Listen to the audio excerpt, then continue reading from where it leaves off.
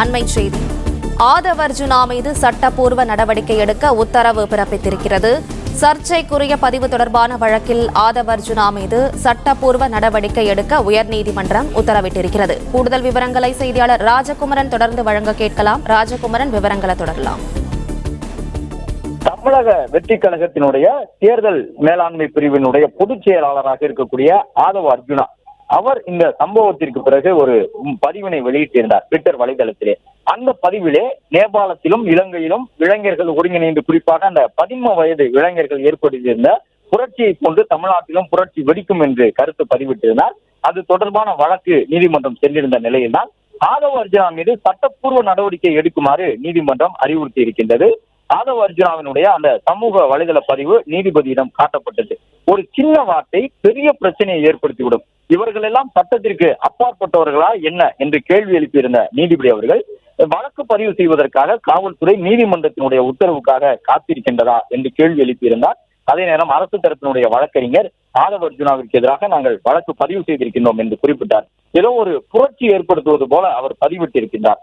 அதற்கு பின்னால் இருக்கக்கூடிய பின்புலத்தை விசாரித்து நடவடிக்கை எடுங்கள் என்று நீதிபதி அறிவுறுத்தி இருக்கின்றார். ஏனென்றால் இலங்கையில் நடைபெற்றதையும் நேபாளத்தில் நடைபெற்றதையும் ஒப்பிட்டு தமிழ்நாட்டோடு அவர் எழுதியிருக்கின்றார். இலங்கையிலும் நேபாளத்திலும் நடந்தது அரசுக்கு எதிரான செயல்பாடு, அரசுக்கு எதிரான ஒரு வன்முறை வெறியாட்டம், அவற்றையெல்லாம் ஒப்பிட்டு காட்டி அது போன்ற ஒன்று தமிழ்நாட்டிலும் ஏற்படும் என்பதாக ஆதவ் அர்ஜுனா செய்திருந்த பதிவை தான் நீதிபதி அவர்கள் சுட்டிக்காட்டி ஏதோ புரட்சி ஏற்படுத்துவது போல பதிவிட்டுள்ளார். அதற்கு பின்னால் இருக்கக்கூடிய பின்புலத்தை விசாரித்த நடவடிக்கை எடுங்கள் என்று சொல்லியிருக்கின்றார்.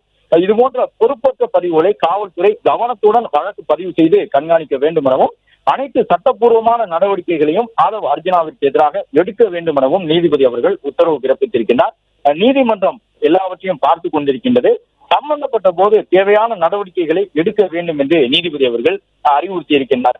ஆதவ் அர்ஜுனா வெளியிட்டிருந்த அந்த பதிவிலே அவர் குறிப்பிட்டிருந்தது, சாலையில் நடந்து சென்றால் தடியடி நடத்துகின்றார்கள், சமூக வலைதளங்களில் கருத்து பதிவிட்டாலே கைது செய்கின்றார்கள், இப்படி ஆளும் வர்க்கத்தினுடைய அடிவருடிகளாக காவல்துறை மாறிவிட்டதா, இதனுடைய மீட்சிக்கு இளைஞர்களுடைய புரட்சி தான் ஒரே வழி என்று குறிப்பிட்டு இலங்கையிலும் நேபாளத்திலும் 13 வயது இளைஞர்கள் இணைந்து நடத்தியிருந்த அந்த புரட்சியை போல இங்கும் இளைஞர்களுடைய எழுச்சி நிகழும் என்று, தமிழ்நாட்டிலும் இலங்கையை போன்று அதே போன்று நேபாளத்தை போன்று புரட்சி நடக்கும் என்று பதிவிட்டிருந்தார். அந்த எழுச்சி ஆட்சி மாற்றத்திற்கான அடித்தளமாகவும் அரசு பயங்கரவாதத்திற்கான முடிவுரை என்றும் எழுதியிருந்தார். அது மட்டுமல்லாமல் மேலும் சில கடுமையான வார்த்தைகளை அவர் பயன்படுத்தி இருந்தார். இந்த சூழ்நிலையில் தான் அரசுக்கு எதிராக அது போன்ற ஒரு வார்த்தைகளை பயன்படுத்துவது என்பது இறையாண்மைக்கு விடுக்கப்படக்கூடிய சவாலாக பார்க்கப்படும்.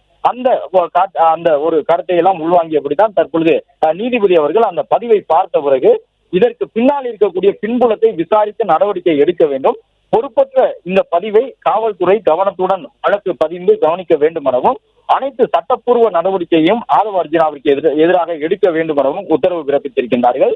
நீதிமன்றத்தினுடைய உத்தரவுக்காக காத்திருக்க வேண்டாம், உரிய நேரத்தில் காவல்துறை வழக்குகளை பதிவு செய்ய வேண்டும் எனவும், ஒரு சிறிய வார்த்தை பெரிய பிரச்சனையை ஏற்படுத்தி விடும் எனவும் நீதிபதி அவர்கள் அரசு தரப்பு வழக்கறிஞர்களிடம் எச்சரிக்கை செய்திருக்கின்றார். அதே நேரம் ஆதவ் அர்ஜுனா மீது ஏற்கனவே இதற்காக வழக்கு பதிவு செய்யப்பட்டு விட்டது என்பதை நீதிபதி அவர்கள் முன்பாக வழக்கறிஞர் கூறியிருக்கின்றார். அரசு தரப்பினுடைய வழக்கறிஞர் ஆதவ் அர்ஜுனா மீது சட்டப்பூர்வ நடவடிக்கை எடுக்கப்பட வேண்டும் என்கின்ற ஒரு உத்தரவினை சென்னை உயர்நீதிமன்றத்தினுடைய நீதிபதி அவர்கள் பிறப்பித்திருக்கின்றார். அடுத்தடுத்து தமிழக வெற்றி கழகத்தினுடைய தலைவர்களுக்கு எதிராக இது போன்ற உத்தரவுகள், தீர்ப்புகள் வந்து கொண்டிருக்கின்றன.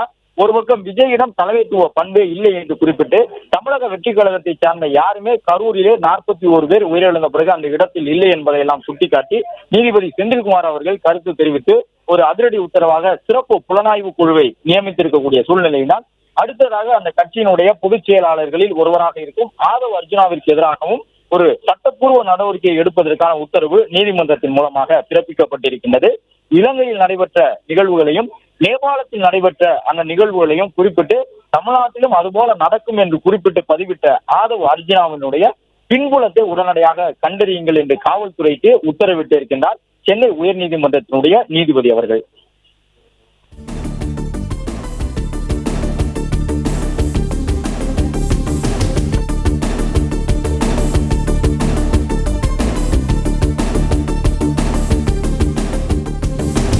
பிளே ஸ்டோர் மற்றும் ஆப் ஸ்டோரில் இருந்து பாலிமர் செயலியை QR கோடு மூலம் பதிவிறக்கம் செய்யுங்கள். செய்திகளை உடனுக்குடன் பெறுங்கள்.